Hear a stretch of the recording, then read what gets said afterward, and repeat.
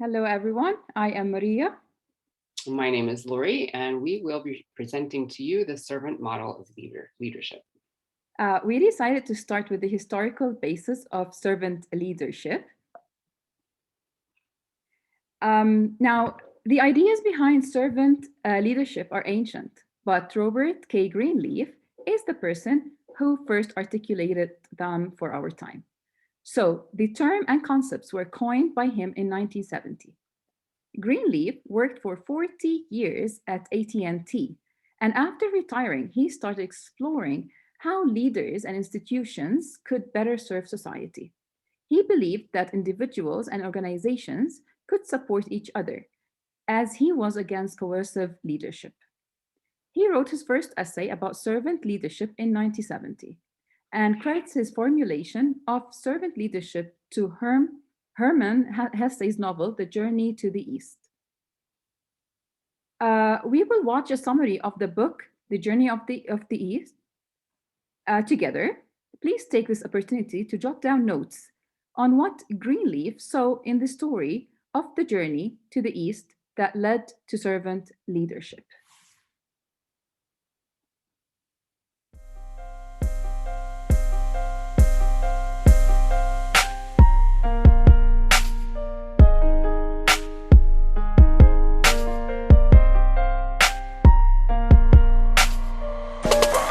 Journey to the East by Hermann Hesse. An elite group of writers, artists, poets, storytellers, thinkers, and philosophers call themselves the League. In this mystical organization, a writer named H.H. was happy to be part of such an extraordinary group of talented people. H.H. decides to take a wing of the League into a pilgrimage to the East in search for the truth and spiritual renewal. In search for the truth, there is a particular servant in which H.H. feels somehow curious. This servant was named Leo. Throughout the journey, all the men traveled through time and fiction, back and forward, through the Renaissance time, World War II, places like Switzerland, Germany, all heading east. In their search for the truth, they come across with beautiful sceneries and interesting things such as Noah's Ark and the Trojan horse from the Greeks. Throughout the whole trip, Leo becomes the spiritual guru of the group. The entire group, without noticing, gravitated towards Leo's good nature and friendly aura. Leo at times acted as an advisor to the members of the League, who were all in a way trying to find themselves through this journey. Leo took care of their luggage and at times entertained them by singing and dancing. Leo had such a good nature that animals were attracted to him and butterflies gravitated around him. Animals and people loved his nurturing, calm way of being. H.H. had many questions regarding the journey and always turned to Leo for advice. In a way, H.H. felt that Leo was more than a simple servant, and unlike the members of the League, Leo was not in search of a spiritual renewal, but wisdom. While in Morborio Inferiore, a small village in the hills of Switzerland, all of a sudden Leo disappears without notice. The group sets out to look for him, but with no luck they never find him. As time goes by, the members of the League turn on each other and accuse Leo of taking things that belong to them. These items were thought of having a particular meaning to them at the time of Leo's disappearance, but later on the items resurfaced, but in fact they were never important. No one in the group knows why Leo left. Faith in the group diminished amongst the members and disagreement broke out between them. It was imminent that the unity the group once had was destroyed. There was so much conflict within the group that they even forgot that Leo was missing. ending with the group disband forever. Years later, H.H. tries to document what happened in the journey, but Leo's disappearance was indeed a constant reminder, and he was never able to put together a story. At the advice of a friend, H.H. finds Leo and writes him a letter of grievances. The next day, Leo appears at H.H. home and summons him to appear before the high throne of the League to be judged. To the surprise of H.H., Leo is the president of the League. Leo disappearing from Arboreal was a test of faith to H.H., and one indeed he failed. H.H. would only be allowed to return back to the League if he could pass another test of faith and, of course, obedience. The end. All right, we hope you enjoyed it. And here is a blog written by Kent Keith, but taken originally from Greenleaf's original essay that we encourage you to read. We're going to share with you the recording of this lesson, and we're going to share with you the PowerPoint, so you can use these links to read more articles and watch more videos. Okay, onto the definition of servant leadership. I found this reading quite interesting.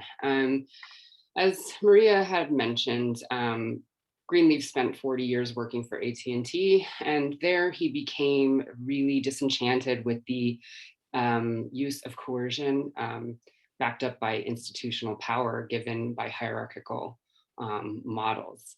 So he really wanted to shift the control over and authority over to those who were being led. So that belief from him was really one of the biggest bases of his defining what service leadership is. It begins with the natural feeling that one wants to serve. This is something that this desire, you'll read a lot in the definitions about a sense of altruism, that then you make a conscious choice to bring yourself to lead for something that's important to you, and that is to help others become their best possible selves in their profession and as people. So this is wherein lies the difficulty in trying to define leadership. So Greenleaf coined the model in the 70s. Maria, if you can go to the next slide. Since then, there's been much research done trying to define the characteristics of the leader. Okay, I think that one of the things that really sets service leadership apart from other models is that there is a lot of emphasis on what service leaders do, and it's much more difficult to define the characteristics and traits. Although in Northouse's reading, you can see graphs and charts and titles that characteristics of, but you will notice that actually the things listed in there are what people do. Okay, so in my trying to understand the definition, I actually looked up from Merriam-Webster what the definition of characteristic is. It's a distinguishing trait, quality, or property. That doesn't help much. So I went to look up trait, a distinguishing property. So what is a quality? A peculiar or essential character. It takes you in full circle. And I think that what I took away from this is that these are all things that you are born with, characteristics and traits, things that you are.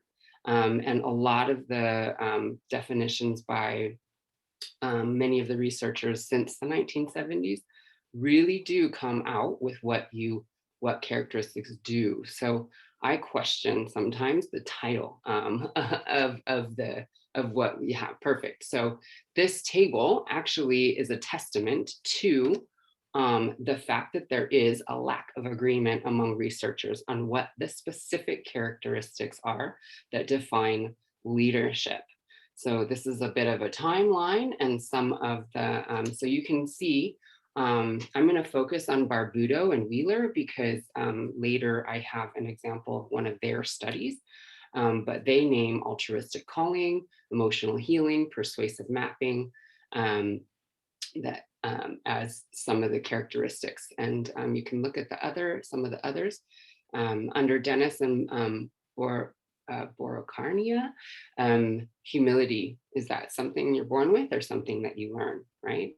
So I think that it's important reflecting on service leadership and probably all of the leadership models to distinguish what the difference between characteristics, traits, and behaviors are.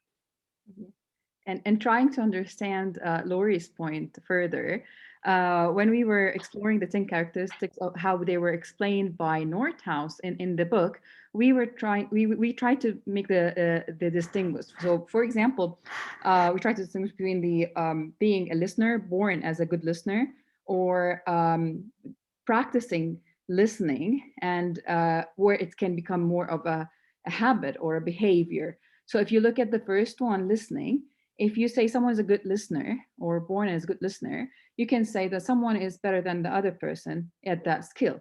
But when you train yourself to listen to people first, to listen to understand, not to reply, not to judge, this is what makes it as an action or a behavior. So we are going to look at these 10 characteristics of a servant leader in concept of where their actions and behaviors and what the leader does to his followers in this sense.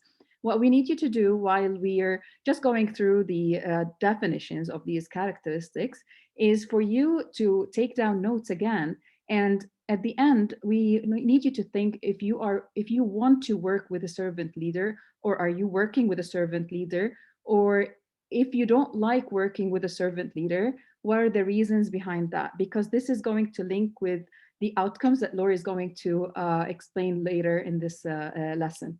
So for listening, again, it means you listen to people first, and you listen to understand, and you listen to show them that you are supported. When we talk about empathy, here you show them that you feel them, that you can be in their shoes, and you are connected to them on a personal level too. Healing, as from the word itself, healing is literally solving their problems, whether professional problems or personal problems. And this makes the relationship between you as a servant leader and your follower better.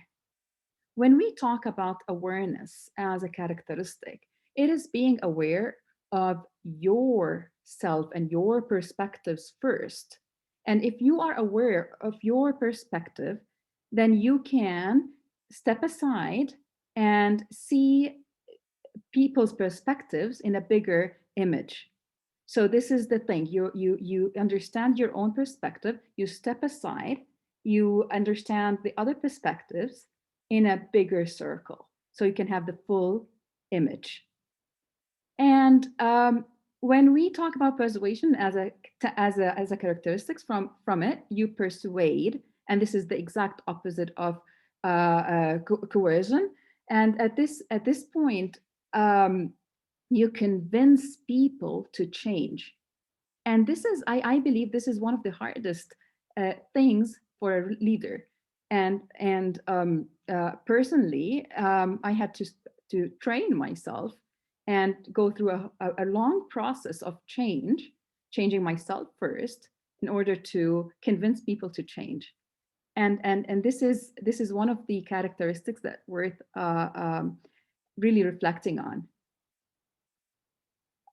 We have conceptualization. When we talk about conceptualization, it's related to the leader's ability to be visionary for the team and for the organization. When you have a vision and you have goals, and you know where you're leading your team, this is how you have this conceptualization as a character.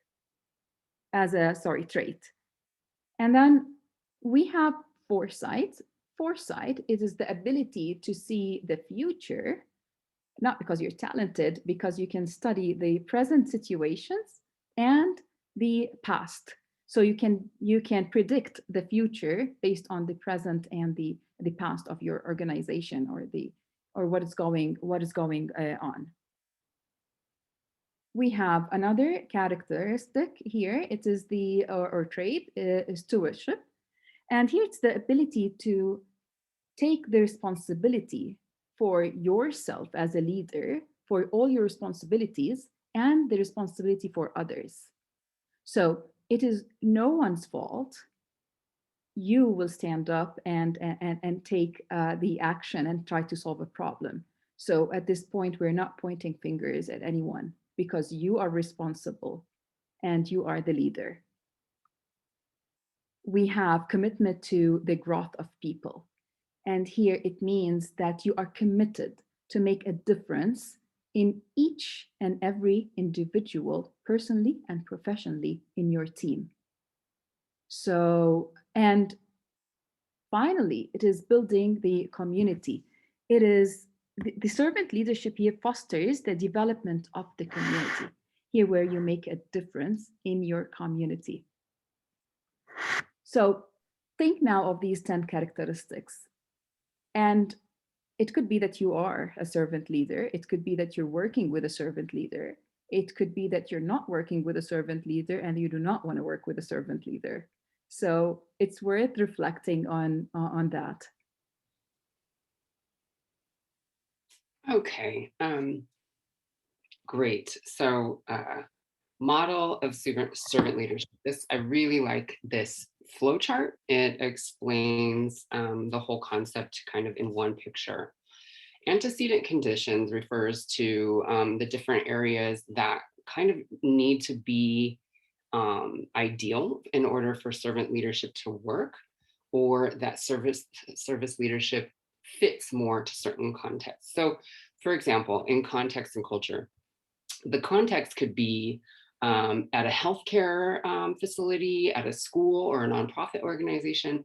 I kind of look at it as a continuum of care, right? So you have on one end your high service, and then on the other you might have like a dog eat dog kind of world of Wall Street, or being a lawyer in high powered cases. And think about service leader and always serving those who you're leading. This might work out better in certain contexts than others, or just look differently. As far as culture goes, I actually looked a lot at Hofstede, Hofstede's 6D model of culture, and there's different dimensions: individualism versus collectivism, power dissonance, masculinity versus femininity. And if you take, just for example, individualism versus collectivism, service leadership is going to work a lot better in societies and cultures who have more of a collectivist mindset. I read a very interesting article called Parallel Leadership in an Unparalleled World, where it studied the transferability of Western educational leadership styles, how it was accepted and how well it worked in an environment that was like in Singapore or China. So the cultural expectations can certainly play a role in the success or not of service leadership. And then follower receptivity. Some of the critiques of service leadership are that you have to make sure when you're hiring in a company that is, or a school that's based on service leadership, that you have people that want to be their best individual self, right? So if you're just pushing somebody all the time and they're a teacher that just wants to come to work, clock in and clock out, and they're not interested in being involved in the extracurriculars or coming to community meetings and getting to know parents, then this might be an area of friction. So you have to make sure that when you're training and hiring teachers, that they are receptive to this style of leadership, if that's something that you think you have. Servant leadership behaviors. I really love this column because I think it's titled correctly. There's a big difference between having empathy and showing empathy, right? So I don't know if it's a personal thing for me, but I really like the actions. I'm an action person. So you can conceptualize, you can help people heal. I think Maria went over all of these. You put followers first. And these are, like I said, learnable behaviors, right? You can learn to help empower people. You can learn to create value for the community.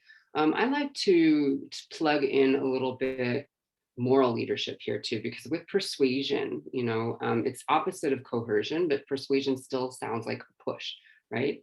And if you apply moral leadership kind of side by side with that, you lead by example, that people are inspired to be their best selves. And then finally, we have the column of outcomes. This can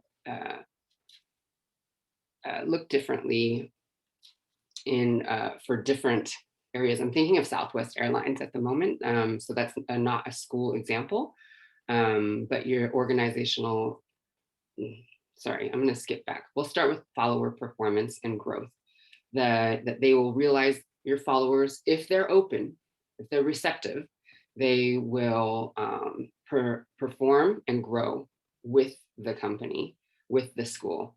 They'll realize their full capabilities, and when leaders nurture them, they'll help their personal goals and give them more control of their careers and learning path. The organizational performance, the effect of servant leadership can be that it enhances team effectiveness by increasing shared confidence in group work. I think about coaching an athletic team when I think of this. It's important to note, though, that this should be accompanied by the individual support from the leader, for everybody to collectively believe towards one goal. Those people need to come to that place in their own individual ways. And I think that that's one of the arts of being a servant leader. And then finally, the societal impact. This one's a big one. And here's where Southwest Airlines came to my mind. It looks very differently, I think, for schools and for businesses, right? And we're all educators in international schools. And I think that this is where, especially the IB profile kind of gets to, that we are raising citizens that are going to have a positive societal impact in the world.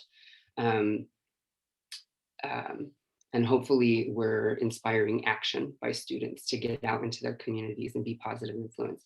In business, this might look like Southwest Airlines, service with a smile. I don't know how many of you are familiar with Southwest Airlines, but this really, you could feel it when you flew with them. And the positive outcome there is that they are providing a great place to work, and therefore more jobs, more people want to fly, and there's a service like travel. So it can look different, the outcomes.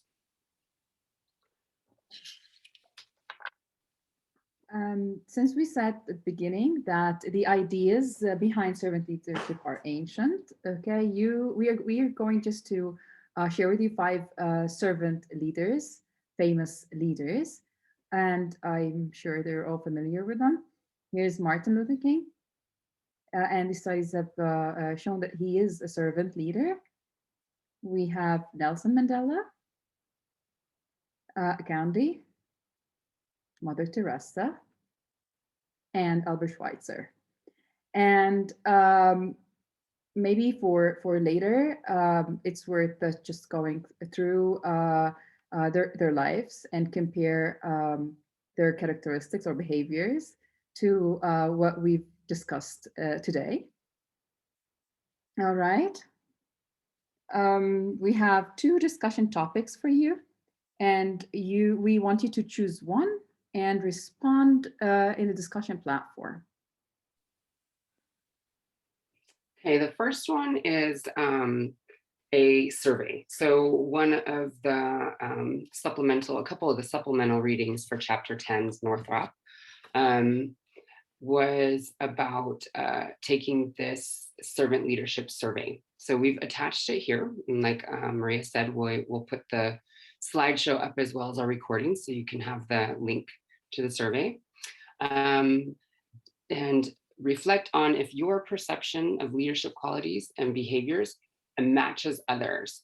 I do want to reference really quick an examination of, this is one of the antecedent conditions, right? An examination of what emotional intelligence is for an antecedent of servant leadership. And in this study, they had 75 leaders and 401 followers take this survey, and they looked at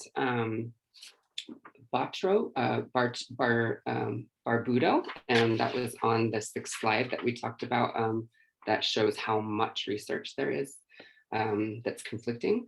And they compared those 5 areas that they have, which are altruistic calling, emotional healing, wisdom, persuasive mapping, and organizational stewardship, how emotional intelligence prerequisites leaders. And it was very interesting. The findings were very different than the hypothesis. All of the leaders, there was a positive correlation between what they perceive themselves as that they think they are, have the characteristics of servant leadership, and no positive correlation between the followers. So when the followers filled out these same survey on their leaders and did not recognize any. So I think that this again goes back to the difference between what you are and what you think you are, right? I can think in my head that I am empathetic, and what followers see in you, that you show empathy, right? So it really, I think this reading, it's attached to chapter 10 in the extra readings, is quite interesting. And so in your discussion, it would be great if you could reflect on if you think that what you perceive yourself as matches. And it would be, I think, interesting for you too, to pick 2 people to give this survey to, and if they can answer it for you. And then if you go through, answer it yourself. The one that's attached to our school platform is only the follower one. So if you just take it and instead of his and her, you replace it with I and me, and just take it for yourself, reflecting on what you think you are. And I think, Lori, this needs a lot of courage to just to share it with your colleagues, and just to wait for the answers to see if they match, and you need to be really open-minded to accept any other different answers, and maybe reflect on them. Maybe they have a point, or I'm sure they will have a point. Right, or this could be a limitation of the survey, right? Yeah, if you're unless they hate you. maybe find a former colleague or something. I don't know. It will be interesting to see what our peers come unless up they with. want to see you cry, maybe, or something. All right, and the other choice is for you to watch this video about the Last Chance High School in Australia. Which of the servant leadership skills can you identify in this case? And that will be your reflection, is to identify these skills. And I'm sure you will enjoy this as well. And you are welcome to do both if you have that time. We've also attached videos that are worth watching from the education field and other fields. As Lori said, the outcomes are different also if from one place to another. So it's worth also watching these videos and see servant leadership in other organizations, in the business field and in schools, and in education in general. So again, we're going to share the recording and the PowerPoint as is, so you can have access to these links. And we thank you so much. Thank you. All right. You can't wait to read discussions. Right. Bye-bye. Woo. It's still recording, my dear. Uh-oh, I'll remove that. Okay, okay, bye-bye, everyone. Bye-bye.